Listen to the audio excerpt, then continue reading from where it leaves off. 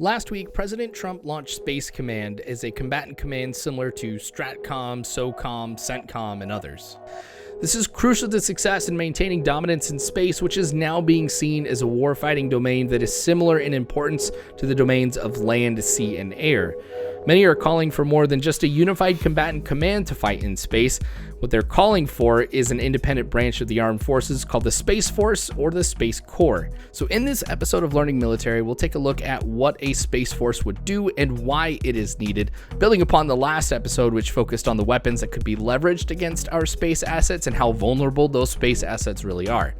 As always, I found government publications, congressional reports, academic research, interviews, and other reputable sources to bring you this perspective. But before we get started, I do want to remind you that if you want to support the work that I do and help grow this channel, Patreon is a great way to do it. You will find the link for that in the description below. Also, since this is a YouTube channel, I would be failing as a YouTuber if I didn't ask you to subscribe, hit the bell icon, and like the video to help support me. Also, if you feel somebody would benefit from this, please feel free to share this video. Okay, so let's be clear about what this episode is and is not going to be. As cool as it is, I found a lot of stuff out there about the Space Force that was purely speculative. Things like what their uniforms would look like, the service seal, what ranks they would use, because like in the Air Force you have airmen, in the Navy you have seamen, and so does that mean that the Space Force would have spacemen? But other things like rank insignia that they would use and the number of astronauts that would be armed with laser weapons like in the movie Moonraker, those types of things are obviously not going to be in this episode. This is all about trying to inform you about the challenges that we face from other great powers and what the Space Force can do to help secure our assets and what its mission would be. Hopefully that makes sense. So let's get into it. Over the last few decades, challengers to US supremacy, particularly the challengers in space, have really seen the advantage that space dominance has brought to the warfighting ability of the United States. Space is central to our military's communications, GPS-enabled smart weapons, navigation, and intelligence gathering. These same challengers know that neutralizing these assets would really change the way the United States would have to fight a war. And in some respects, they've seen that it's cheaper to neutralize our assets in space rather than try to match our own capabilities. But that's not to say that efforts are not being made by those great powers to leverage space more than they are now. Both China and Russia have invested significantly in space over the past few decades. In 2017, for example, China spent nearly $11 billion on space efforts for both military and civilian purposes, which made it second for the most spending on space behind the United States. In 2007, Chinese military scholars said that space dominance will be a vital factor in securing air dominance, maritime dominance, and electromagnetic dominance. It will directly affect the course and outcome of wars. Being able to neutralize an enemy's space assets and still being able to use their own is a key objective of the PLA in a large-scale war. There has been significant investment in Chinese anti-satellite technology as well. For example, in 2007, China for the first time struck one of its own satellites, this one being an aging meteorological satellite, and it was in space, but its destruction sent 3,000 pieces of space debris into orbit. While there have been further developments in this area, China has significantly invested in other areas of space weaponry, particularly in light of the international condemnation that it got for the destruction of that satellite. In 2013, China sent 3 satellites into space which had similar orbits. Publicly, the Chinese said that these were for the purposes of scientific experimentation, particularly with conducting maintenance in space. But the United States has said after the fact that one of those satellites had a robotic arm and it was testing whether or not it was able to grapple and seize another satellite for the purpose of deorbiting it. If such tests were successful, China now has a co-orbital weapon which may be able to deorbit active and sensitive satellites.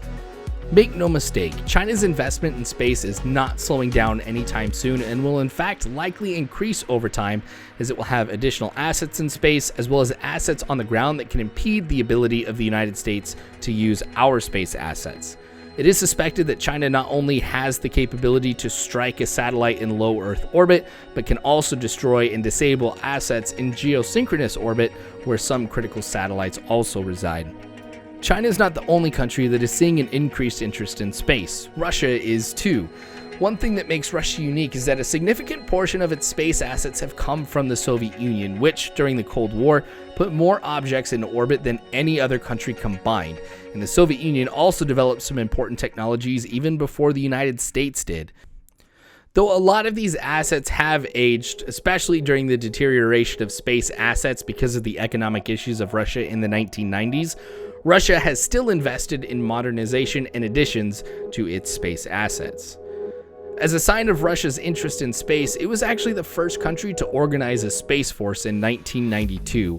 However, after some changes to the organization of the military, their space force merged with the Air Force to become the Russia Aerospace Forces in 2015. This sub-branch conducts the launching of military satellites, takes care of space-based assets, tracks objects in space, and keeps an eye on potential attacks on the Russian homeland.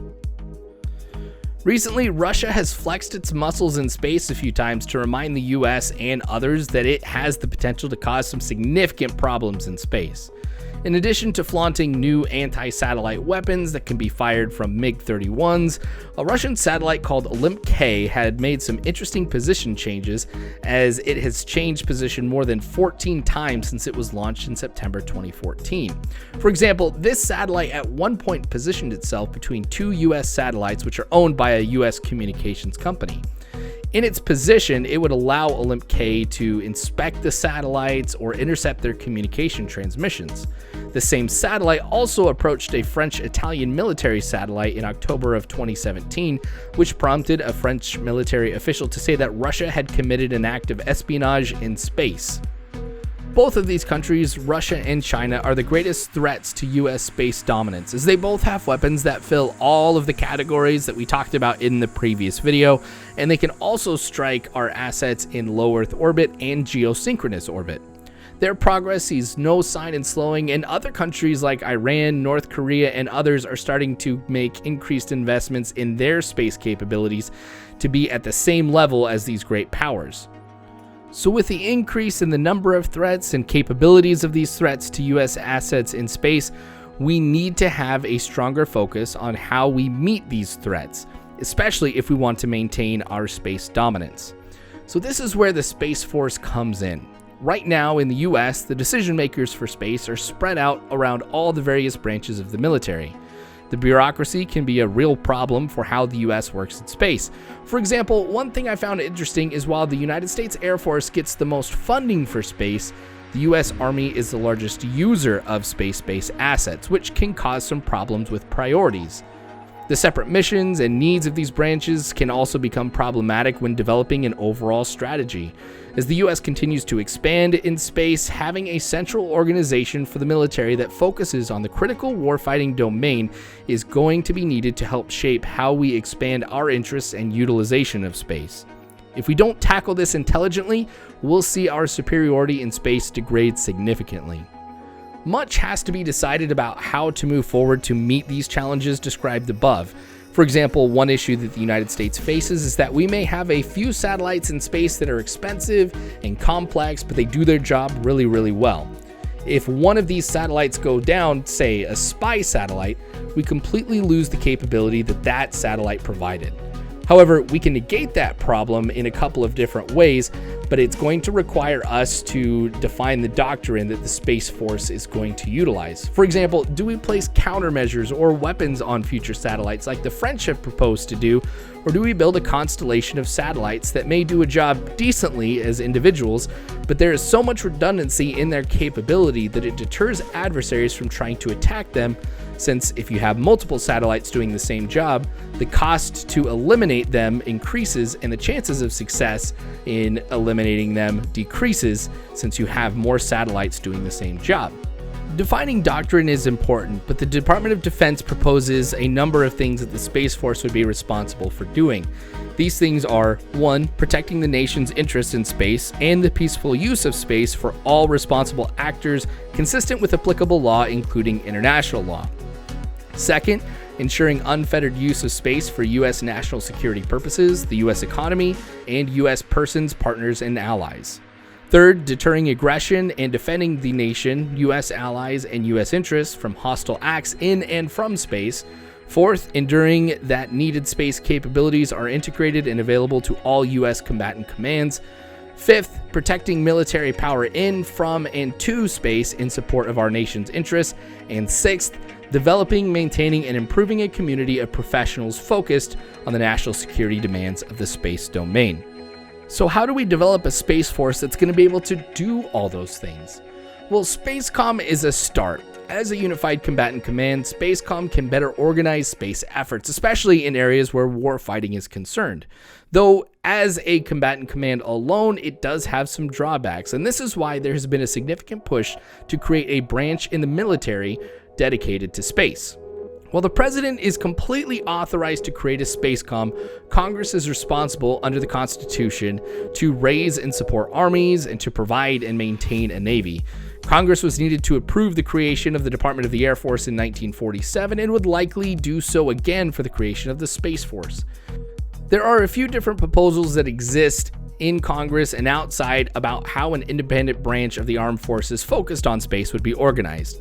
The first is creating a Department of the Space Force, putting it on par with the Department of the Army, Department of the Navy, and the Department of the Air Force. The other, and the one that I think has the most support, creates the Space Force in a way that nearly mirrors how the Marine Corps exists within the Department of the Navy, with the Space Force, or Space Corps, operating through the Department of the Air Force. Like the Marine Corps, the Space Force would have a 4-star general on the Joint Chiefs of Staff. It'd have control over its own budget and its own personnel. All of these are something that SPACECOM just does not provide. And these things do matter. One of the things that I found surprising in my research is just how important having a Space Force would be to the development of expertise in personnel and doctrine. Say, for example, you are an Army space officer. Chances are your career growth is limited and you may be up against a competing set of priorities. In a lot of realms, space is seen as a secondary or supporting role to the other warfighting domains, so you may not be as focused on space as if you were an officer in the newly created Space Force. By having an organization that is purely focused on the domain of space, there is an investment in growth and expertise, especially in personnel, that will pay dividends down the road by being able to properly organize, train, and equip your forces. Similarly, having your own budget matters. The last time that there were defense cuts, the Air Force cut funding for the acquisition of air and space assets by about 33% between fiscal year 2010 and fiscal year 2014. However, when the budget started to grow, funding for the procurement of air assets grew by more than 50%, while funding for space assets went down by another 17%. This illustrates further how little attention space has gotten even in the past few years. With its own budget, the Space Force can be better stewards of taxpayer money and how it relates to space, and it can choose how to invest into the kinds of programs that will most benefit the U.S. military and economy. With the proposal of an estimated 15,000 personnel needing to be transferred from the other branches of the armed forces into a newly created Space Force, as well as transferring the funding for space assets from those same branches into a newly created Space Force, the cost for setting up a new branch of the armed forces would be relatively inexpensive. The DoD suggests that the cost of growing the Space Force would be less than $2 billion, or 0.05% of the DoD budget over the estimated transition period from fiscal year 2020 to 2024. That really is a small price to pay for focusing on this very important warfighting domain. Hopefully, this video has helped you to be better prepared for the discussion that lies ahead about the Space Force and whether or not SPACECOM is going to be enough. Hopefully it shows you also that no, we don't need astronauts fighting with lasers, but we need better administration and focus again on this very increasingly important warfighting domain. In many of the documents that I read, it was made pretty clear that if we lose a fight in space, we could lose a fight on the ground. So let's hope that we're very smart about how we create a Space Force and what it will do. That's going to be it here for this episode. Thanks for watching Learning Military. Check out more by subscribing, hitting the bell icon, and also, again, if you can, support me on Patreon. Thanks again for watching. As always, I've got your 6.